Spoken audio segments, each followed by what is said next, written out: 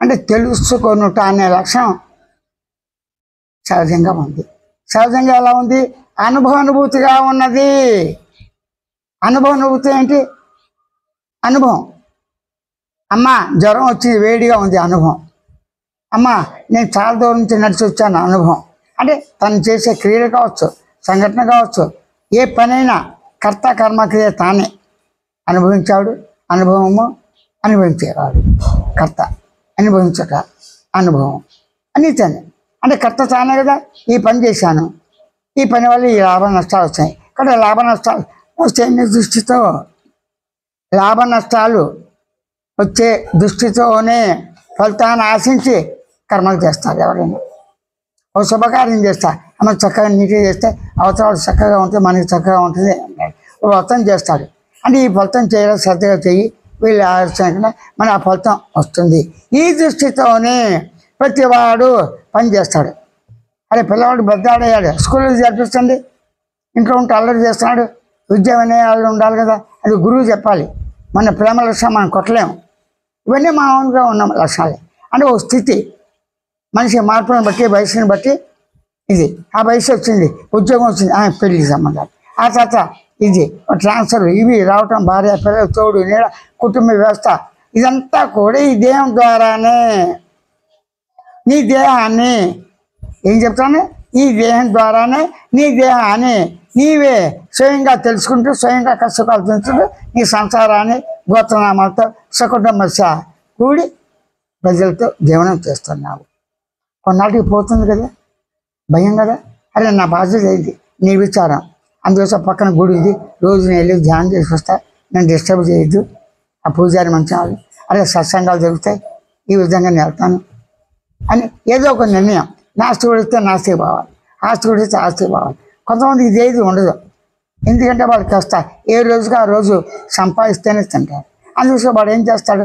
సందర్భోచితంగా ప్రవర్తిస్తూ నిద్రలోకి నిద్ర తీసుకోవటం, స్నానం చేసి చేయకుండా వెళ్ళేవాడు పని. మట్టి పని వెళ్ళేవాడు స్నానం చేయడు, మొహం తరపుని అత్యధిక అన్నం తినేసి ఆ పనిలో ముగుతాడు, ఏకంగా వచ్చే చేస్తాడు.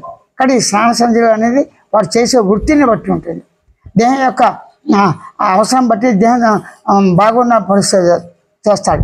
ఆరోగ్యం బాగోపోతే, విపరీతంగా చలిగా ఉంటే కాస్త వేడితో మొహం చేతులు కడుక్కుని శుభ్రంగా బొట్టు పెట్టుకుని అది లేకుండా చనిపోవడం చనిపోతాడు. ఇవన్నీ సహజంగా తెలుస్తున్నాయి కదా. అంటే తెలివిని తెలుసుకుంటున్నావా? తను తాను తెలివితో ఇవన్నీ తెలుసుకుంటున్నావా? రెండు. తెలివితో నీ జీవితాన్ని ఈ దేహం ద్వారా తెలుసుకుంటున్నావు. అయితే దీనిలో నీ పేర్లు ఏమని? నేను దేహాన్ని, నా దేహాన్ని నేను ఉపయోగించుకుంటాను. దాంతోపాటు ప్రతివారు మనసును ఉపయోగిస్తాం. మనసు అన్న, బుద్ధి అన్న, చిత్తం అన్న, అహంకారం అన్న, ఇదంతా ఒకటే. అనేక ఆలోచనలు, సంఘటనలు, విషయాలు ఏవైనా సరే, మంచి ఆలోచనలు, చెడ్డ ఆలోచన లేదు, అన్ని ఆలోచనలు, శబ్దాలు అనుకోవటం, ఆ విధంగానే కామనీ కాంచనాలు, ధనము, అన్నీ ప్రతిదీ పదార్థమే. ప్రతిదీ పదార్థమే. నిద్రపోవటం పదార్థం, నిద్ర పదార్థం, నేను పదార్థం, స్వప్నం పదార్థం, మెలకు పదార్థం, నీ దేహం పదార్థం. దేహంలో ఉన్నటువంటి అవయవాలన్నీ పదార్థమే, లోపల బయట అనే ప్రసక్తి లేదు. అంటే పదార్థమే ఉన్నది. పదార్థం ఎలా ఉన్నది? కొంత విన్న వాళ్ళకి తెలియని వాళ్ళకి తెలియదు కదా. తెలిసిన లక్ష్యంతో ఉన్నది, గమనించే లక్ష్యంతో ఉంది, గుర్తించే లక్ష్యంతో ఉంది, శబ్దం చేసే లక్ష్యంతో ఉంది, గమనించే లక్ష్యంతో ఉంది అని తనకు తాను తెలుసుకుంటున్నాడు కదా. అంటే తెలివి సహజంగా ఉంది. తెలివితో తెలివిని తెలుసుకుంటా, తెలివితో దేహాన్ని గుర్తించి గమనించి తెలుసుకుంటా. రెండో పక్షం ఏంటి? ప్రతి వాళ్ళు తెలివితో నా దేహం నాది, నా ఇష్టం ఉంటాడు.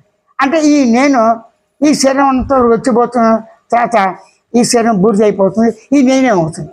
అసలు నేనంటే ఏమిటి? నేను ఎక్కడి నుంచి వచ్చాను? నేను ఎవడను అనే ప్రశ్న జనరల్గా వేసుకుంటారు.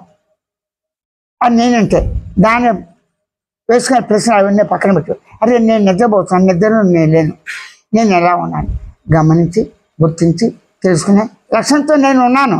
అన్ని లక్షణాలు నేను, నీ లక్షణాలు కానీ స్వయం బోధ సూచనతోనే, స్వయం ప్రబోధంతోనే, స్వయం బోధ సూచన అవగాహనతోనే ఉన్నది ఉన్నట్లుగా నేరుగా తిన్నగా, సరళంగా, శుచిగా, స్పష్టంగా నీకు ఉన్నదాన్ని ఉన్నట్టుగానే అట్లా ఉండటమే ధ్యేయము అని నీకు సూచన చేస్తున్నాను.